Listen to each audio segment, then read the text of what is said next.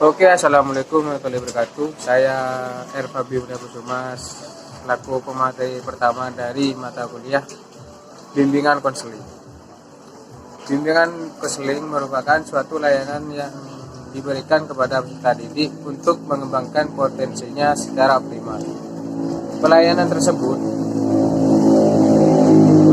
membutuhkan kinerja guru BK yang memiliki kompetensi serta profesi. Program BK yaitu suatu rangkaian kegiatan bimbingan dan konseling yang telah disusun dengan penuh perencanaan yang matang dan dengan terorganisasi dengan sejumlah pihak di dalam lingkungan sekolah, yaitu kepala sekolah, guru mata pelajaran, dan wali kelas, serta orang tua peserta didik.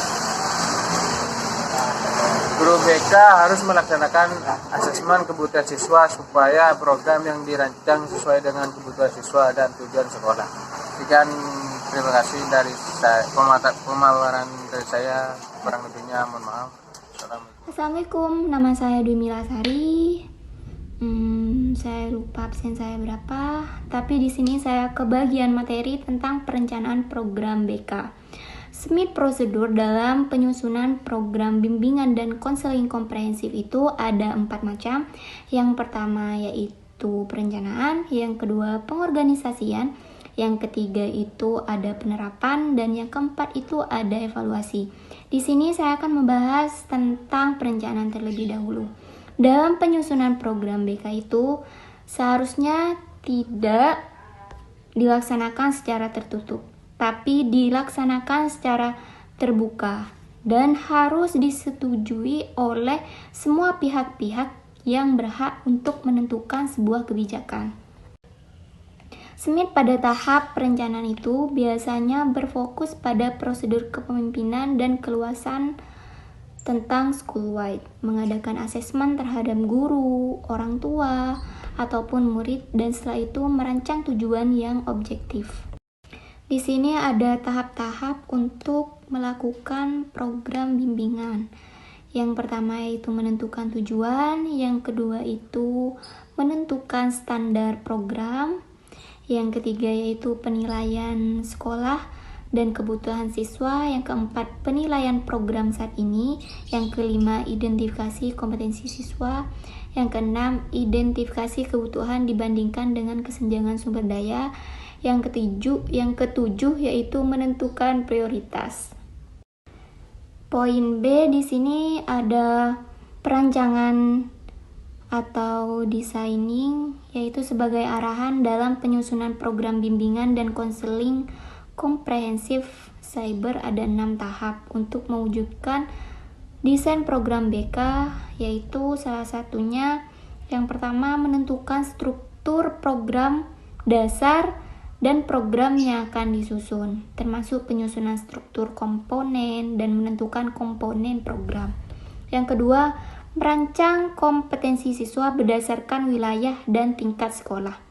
Yang ketiga, menegaskan kembali dukungan kebijakan pengembangan program bimbingan dan konseling. Yang keempat, menetapkan prioritas pada program delivery. Yang kelima itu menetapkan parameter untuk alokasi sumber daya program. Yang keenam, menempatkan semua keputusan secara tertulis dan mendistribusikan pedoman pelaksanaan program kepada semua konselor dan pengelola. Yang ketiga yaitu ada penerapan. Givers beberapa rekomendasi aktualisasi program untuk perubahan, yaitu pemimpin program BK harus melakukan pertimbangan tentang sumber daya personil, sumber daya keuangan, sumber daya politik yang ada dalam program BK. Yang pertama yaitu ada program personil, yaitu mengimplementasikan rasio jumlah siswa dengan jumlah konselor. Biasanya di Indonesia itu perbandingannya 1:150 siswa. Yang kedua yaitu mengembangkan deskripsi tugas konselor sekolah. Jadi tugas konselor sekolah itu tidak hanya tentang psikis saja yang ditangani, tapi juga tentang pengalaman-pengalaman siswa yang ada itu dikembangkan ataupun memfasilitasi siswa yang ada dalam sekolah tersebut. Biasanya tugas konselor itu ada 3. Yang pertama itu yaitu pelayanan dasar, yang kedua perencanaan personil, yang ketiga itu pelayanan responsif. Yang ketiga yaitu menetapkan tingkat peran dan tanggung jawab pemimpin program BK. Jadi ada bagian-bagian tertentu dalam program BK. Yang keempat, mengembangkan deskripsi tugas untuk semua personil yang terlibat dalam program BK. Yang kelima, memperjelas hubungan dalam organisasi program BK. Jadi harus diadakannya organisasi BK. Yang kedua yaitu ada sumber daya keuangan, yaitu menetapkan anggaran pada setiap bagian bimbingan. Yang kedua, mengeksplorasi penggunaan sumber daya luar sekolah. Yang ketiga, mengembangkan panduan sumber daya komponen program bimbingan dan konseling. Jadi biasanya BK itu harus mengeksplor kemampuan dirinya, entah ikut workshop ataupun ikut grup-grup tentang profesinya. Yang kelima yaitu menetapkan fasilitas standar bimbingan. Yang ketiga yaitu ada sumber daya politik, yaitu memperbarui kebijakan dan prosedur yang ada apabila prosedur yang ada itu tidak akurat. Yang kedua, memunculkan dukungan dan Yang ketiga, bekerja dengan resisten terhadap staf pendukung dan bekerja dengan unsur penting, yaitu orang tua bersangkutan. Jadi, dalam penentuan kebijakan tentang perencanaan program BK itu harus dilibatkan dengan orang tua, karena orang tua itu juga kadang berperan penting tentang memfasilitasi siswa yang ada ataupun menyumbang beberapa bagian yang memang di sekolah tersebut tidak ada, seperti keuangan dan lain-lain. Yang keempat yaitu ada evaluasi.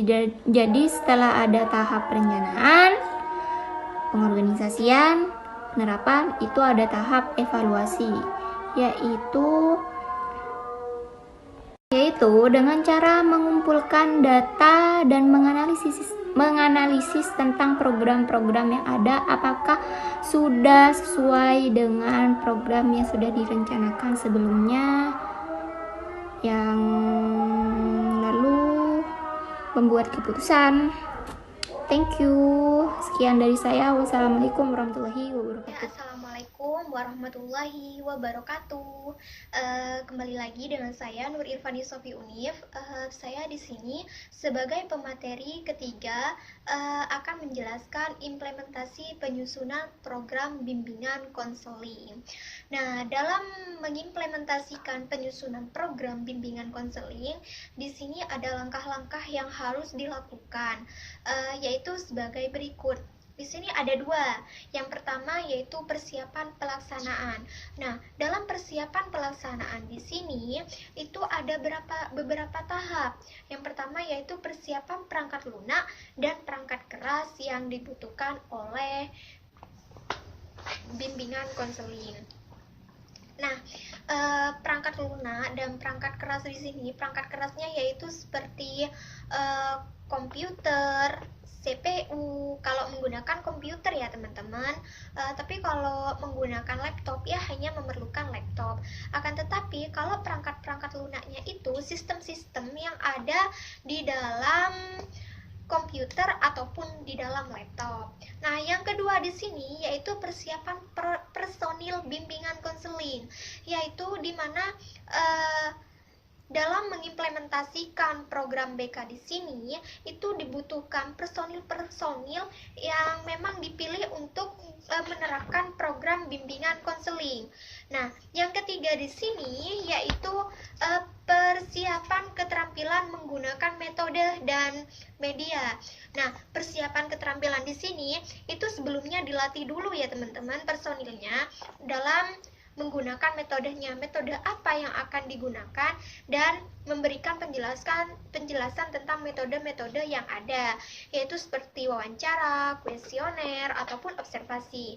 Nah, itu juga diberikan pelatihan seperti itu teman-teman, dan juga memberikan keterampilan dalam menggunakan medianya, yaitu seperti menggunakan laptop. Jadi itu sebelumnya diberikan pelatihan seperti diberikan pelatihan dulu ya teman-teman. Jadi nanti dalam penerapannya itu tidak mengalami kesulitan seperti itu, kayak diberikan pelatihan dalam menggunakan Excel ataupun Microsoft Word ataupun lain-lain lah teman-teman gitu. Nah, yang ketiga yaitu persiapan keterampilan teman-teman. Yang keempat yaitu persiapan administrasi BK. Jadi persiapan administrasi BK bukan hanya dari segi keuangan ya teman-teman.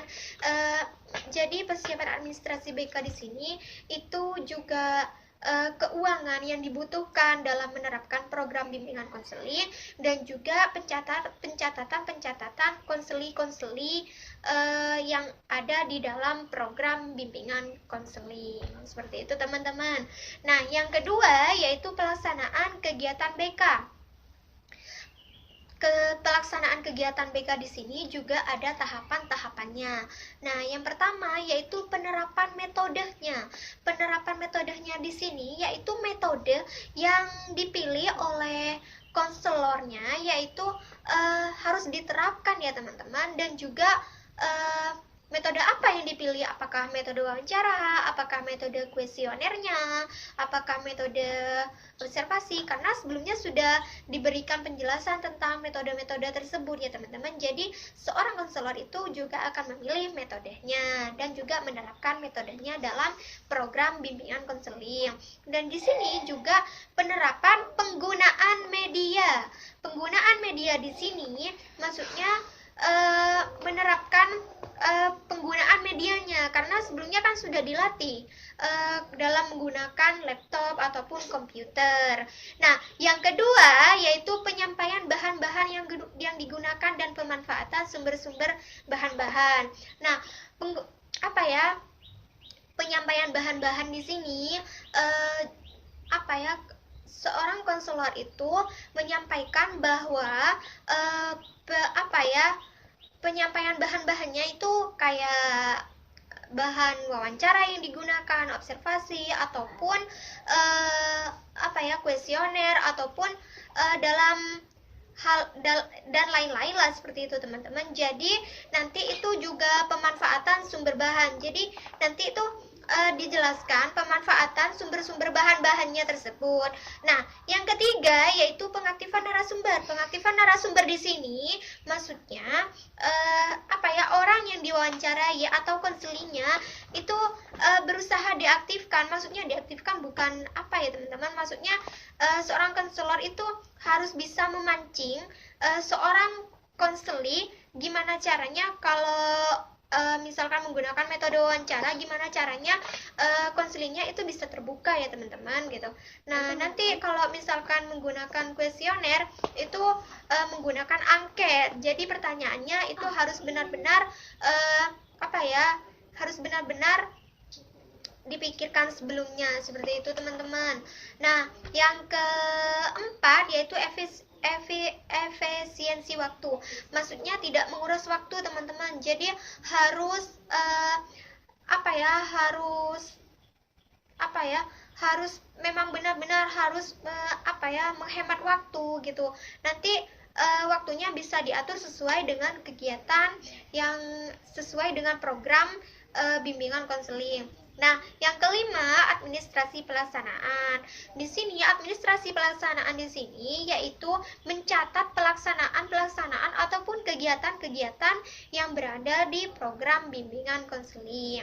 Sekian dari saya Nur Irfani Sofi Unif. Mohon maaf apabila ada kesalahan ataupun tingkah laku yang kurang berkenan di hati teman-teman.